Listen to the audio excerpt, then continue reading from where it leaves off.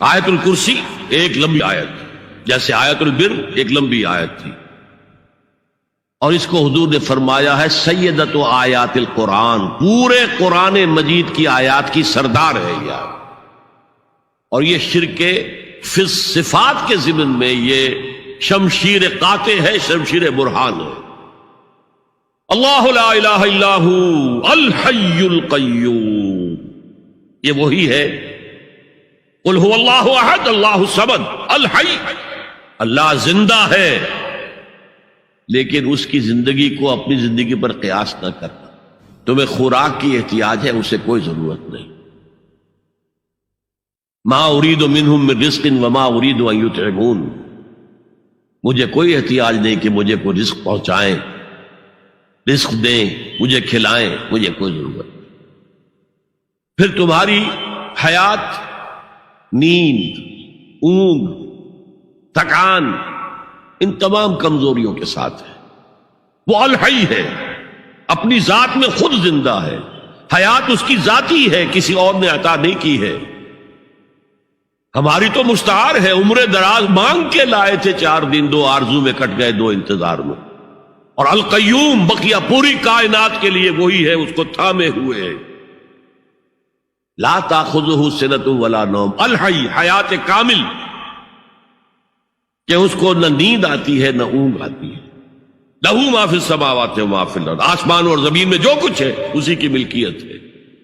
تم کسٹوڈینز ہو، تم امین ہو، این امانت چند روزہ نزدماس، در حقیقت مالک شے ہر شے خداست۔ یہاں تک کہ یہ میرا جسم بھی میرے پاس امانت ہے۔ میں کون ہوں؟ میری خودی، میری انا، میری روح جو پوزیس کرتی ہے اس بدن کو، لیکن یہ پوزیشن ملکیت کا نہیں ہے، امانت کا ہے۔ یہ امانت، یہ ہاتھ بھی امانت ہے، میری زبان بھی امانت ہے، میری آنکھیں بھی امانت ہے۔ من ذا الذی یشفع عندہ الا باذنہ، یہ یہاں پر انداز بڑا پرجلال، کون ہے وہ جو شفاعت کر سکے اس کے دربار میں مگر اس کے اذن سے۔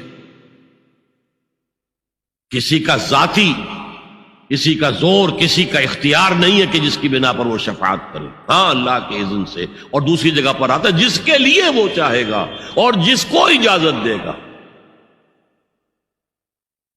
جیسے کہ آتا ہے اما یتساءلون میں، یوم یقوم الروح والملائکۃ صفا،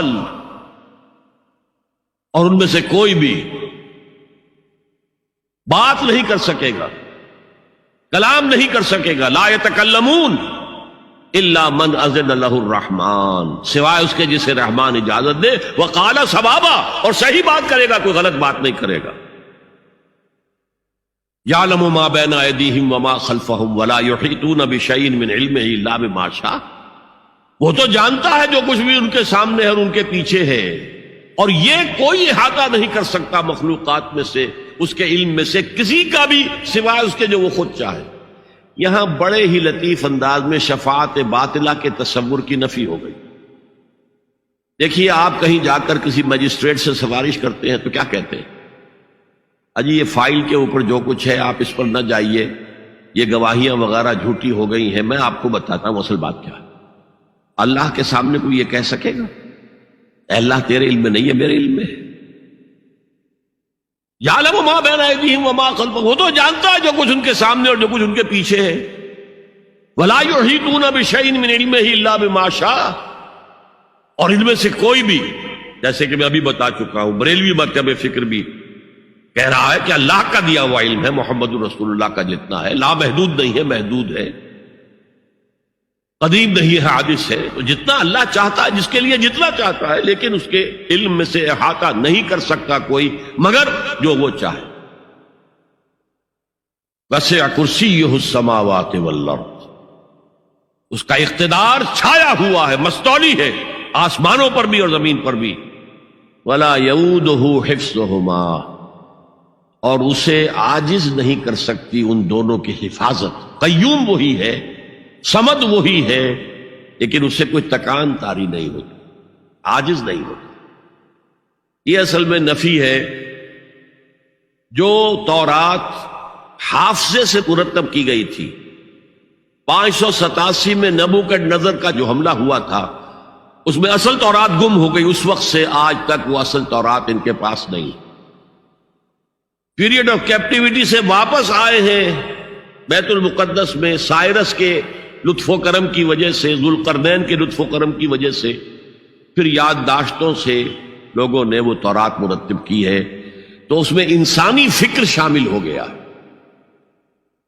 لہذا وہاں یہ لکھا ہے اللہ نے 6 دنوں میں آسمان اور زمین پیدا کیے اور 7ویں دن آرام کیا، یعنی کوئی تکان لائق ہو گئی. قرآن نے کہا، اللہ تعالیٰ نے فرمایا سورہ قاف میں، وَلَقَدْ خَلَقْنَا السَّمَاوَاتِ وَالْأَرْضَ وَمَا بَيْنَهُمَا فِي 6 أَيَّامٍ وَمَا مَسَّنَا مِن لُغُوبٍ. یقیناً ہم نے آسمان اور زمین اور جو کچھ ان دونوں کے مابین ہے انہیں 6 ہی دنوں میں پیدا کیا. وہ بات ٹھیک ہے، لیکن ہمیں کوئی تکان لائق نہیں ہوئی کہ ہمیں کسی آرام کی ضرورت ہو. لا یعودہ حفظہما وہو العلی العظیم. العلی وہی ہے سب سے بلند و بالا. لتکون کلمۃ اللہ ہی العلیٰ، تاکہ اللہ کا کلمہ سب سے سر بلند ہو جائے، اور وہی عظیم ہے، عظمت والا. اللہ تعالیٰ مجھے اور آپ کو اس سے بچائے، اپنے سابقہ زندگی کے گناہوں پر توبہ کرنے کی اور اللہ سے استغفار طلب کرنے کی توفیق عطا فرمائے، اور اپنے دینی فرائض کی انجام دہی کے لیے کمر بستہ ہو جانے کا عزم مصمم کر لینے کی توفیق عطا فرمائے.